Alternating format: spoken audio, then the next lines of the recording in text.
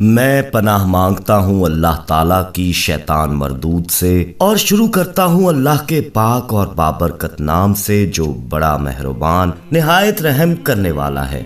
मौज़ा TV official के मोहतरम देखने और सुनने वालों अस्सलाम वालेकुम। प्यारे दोस्तों, क्या आप जानते हैं कि फरौन की मम्मी पर हर साल चूहे छोड़े जाते हैं और ऐसा क्यों किया जाता है? नहीं मालूम? तो आप आज की वीडियो में जान जाएंगे कि ऐसा क्यों किया जाता है और ये भी कि जब इस साल रबिउल अव्वल में फरौन की लाश पर चूहे छोड़े गए तो फरौन में जान आ गई और उसके बाद क्या हुआ ये देखकर आपके भी होश उड़ जाएंगे। मगर ये सब जानने और देखने के लिए वीडियो में हमारे साथ आखिर तक जुड़े रहिएगा। और आगे बढ़ने से पहले कंफर्म कर लें कि आपने हमारा चैनल मौज़ा टीवी ऑफिशियल सब्सक्राइब कर रखा है। नहीं किया तो अभी सब्सक्राइब करते हुए बेल आइकन को क्लिक कर दें ताकि हमारी आने वाली मजीद वीडियोस का नोटिफिकेशन बर वक्त आपको मौसूल होता रहे। और दोस्तों, वीडियो को लाइक और शेयर भी लाजमी कीजिएगा। तो आइए आगाज करते हैं आज की दिलचस्प वीडियो का। प्यारे दोस्तों, फरौन की फरौनियत से हर कोई वाकिफ है जिसने एक जालिम बादशाह बनकर जुल्म के पहाड़ ढाए। खुदाबंदी का दावा करने वाले मिस्री फरौन दोम रमेसेस II की लाश आज निशाने इबरत के तौर पर म्यूजियम में रखी गई है। फरौन की लाश से मुतल्लिक बहुत से ऐसे राज मौजूद हैं जिनके बारे में बहुत से लोगों को नहीं मालूम। आज हम आपको फरौन के गर्क होने और इसकी लाश के हवाले से हैरान कुन हकायक बताएंगे जो आपके लिए नई मालूमात होगी। दोस्तों, सन 1991 से कबल कोई नहीं जानता था कि खुदाई का दावा करने वाले फरौनों की लाशों का क्या हुआ था और इनकी बाकियात कहाँ हैं या कहीं हैं भी मौजूद या नहीं। तमाम आसमानी किताबों में इस वाक़े का जिक्र तफसील से मिलता है कि अल्लाह के पैगंबर हजरत मूसा अलैहिस्सलाम और बनी इसराइल की कौम का पीछा करता हुआ फरौन समुंदर में पानी में अपनी फौज समेत गर्क हो गया था, जबकि अल्लाह के पैगंबर हजरत मूसा अलैहिस्सलाम और इनकी कौम को पानी के दरमियान से रास्ता बनाकर रब्बे ताला ने खुद दिया था। लेकिन फरौन की लाश का क्या हुआ था ये किसी किताब में नहीं लिखा, लेकिन कुरान मजीद में जालिम फरौन के अंजाम से मुतल्लिक अजीब बात मौजूद है जिसकी किसी को समझ ना थी। कुरान करीम की सूरह यूनुस की आयत नंबर 92 में अल्लाह ताला ने इरशाद फरमाया, जिसका तर्जुमा ये है कि सो आज हम तेरी ही लाश को निजात देंगे ताकि तू उनके लिए निशाने इबरत हो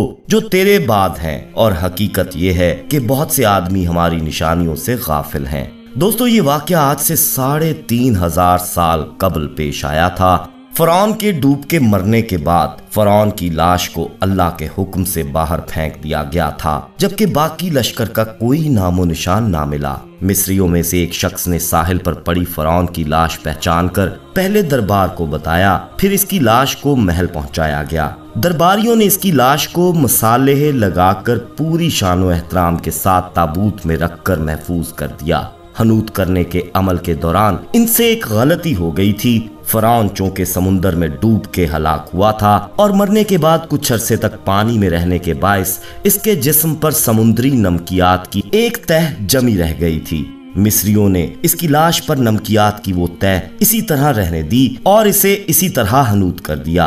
प्यारे दोस्तों, अल्लाह की किताब कुरान करीम में फरौनों के किस्से बड़ी तफसील के साथ बयान किए गए हैं और इसी सिलसिले में इस फरौन का जिस्म महफूज करने से मुतल्लिक आयत भी नाजिल हुई थी। साल 1871 में मिस्र के शहर अल-गौनिया से ताल्लुक रखने वाले गरीब और मामूली चोर अहमद अब्दुल रसूल को फरौनों की हनूत शुदा लाशों की तरफ जाने वाले खुफिया रास्ते तक रसाई मिल गई। अहमद अब्दुल रसूल निवाद रात चोरी करके बेचा करता था। एक दिन वो दरियाए नील के किनारे के करीब तबीसा के मुकाम पर इसी सिलसिले में फिर रहा था जब उसे इस खुफिया रास्ते का इल्म हुआ। जब वो वहां निवाद रात की चोरी के लिए सुरंग खोद रहा था तब उसे कुछ लोगों ने पकड़ लिया और पुलिस के हवाले कर दिया। इस जगह की मुसलसल खुदाई अमल में लाई गई और साल 1891 को दूसरी मम्मियों के साथ फरौन की लाश भी मिली। इसके कफन पर सीने के मुकाम पर उसका नाम दर्ज था। इसकी लाश पर तहकीक की गई तो इस बात की तस्दीक हो गई कि वो फरौन की लाश है।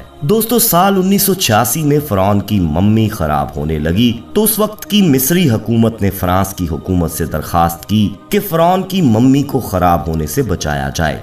जदीद साइंसी जराए से इसकी मौत की वजह भी मालूम की जाए। बादशाह फरौन की मम्मी को फ्रांस ले जाया गया और इसके लिए बाकायदा फरौन का पासपोर्ट भी बनाया गया था, क्योंकि उस वक्त के फ्रांस के कानून के मुताबिक लाशों का भी पासपोर्ट बनाया जाता था। फ्रांसीसी हुकूमत ने बहुत शान शौकत और किसी अजीम जिंदा बादशाह की तरह फरौन की मम्मी का एयरपोर्ट इस्तकबाल किया। इसके बाद फरौन की मम्मी को माहिर डॉक्टर की टीम के हवाले किया गया, जिसकी सरबराही डॉक्टर मॉरिस बोकेले ने की। माइक्रोस्कोप टेस्टिंग के जरिए तमाम आज़ा का बारीक बीनी से जायजा लिया गया तो मालूम हुआ कि इसकी लाश और जिस्म में समुद्री ज़रात अभी तक मौजूद हैं और इसका गोश्त हर रोज ताज़ा होता है और बढ़ता रहता है, और मौत भी इसकी पानी में डूबने के बायस हुई थी। डॉक्टर को इल्म था कि लाश किसी इस्लामी मुल्क से मिली है। तजस्सुस के हाथों वो मजबूर होकर फ्रांसीसी डॉक्टर मूरस मिस्र गए, जहां उन्होंने एक मिस्री साइंसदान से मुलाकात की। इस मिस्री साइंसदान ने कुरान पाक खोलकर सूरह यूनुस की आयत नंबर 90 और 96 का तर्जमा करके लफ्ज ब लफ्ज सुनाया। दोस्तों, फरौन के बाल और नाखून ताहाल बढ़ते हैं। इस हवाले से साइंसदान भी यही कहते हैं कि इंसान के मरने के बाद भी उसके बाल और नाखून बढ़ते रहते हैं, और हर साल मिस्र के म्यूजियम में रखी फरौन की मम्मी पर चूहे छोड़े जाते हैं और वो उसका बढ़ा हुआ गोश्त खाते हैं, और फिर फरौन की मम्मी की ड्रेसिंग करने के बाद दोबारा उसे शीशे के ताबूत में रख दिया जाता है। लेकिन दोस्तों, अजीब बात यह है कि इस साल रबिउल अव्वल में जब फरौन की मम्मी पर चूहे छोड़े गए तो वहां मौजूद डॉक्टर्स की चीखें निकल गईं जब फरौन की लाश उठ बैठी और उसने चंद कलमात पढ़े, जिसका तर्जुमा किया गया तो वो अल्लाह से माफी मांग रहा था। चंद सेकंड ये कलमात दोहराने के बाद वो दोबारा मर गया। ये अजीब वाकया इस साल रबिउल अव्वल में पेश आया और सुनने को यही मिल रहा है कि उसके पास मौजूद डॉक्टर्स इस्लाम कबूल कर गए।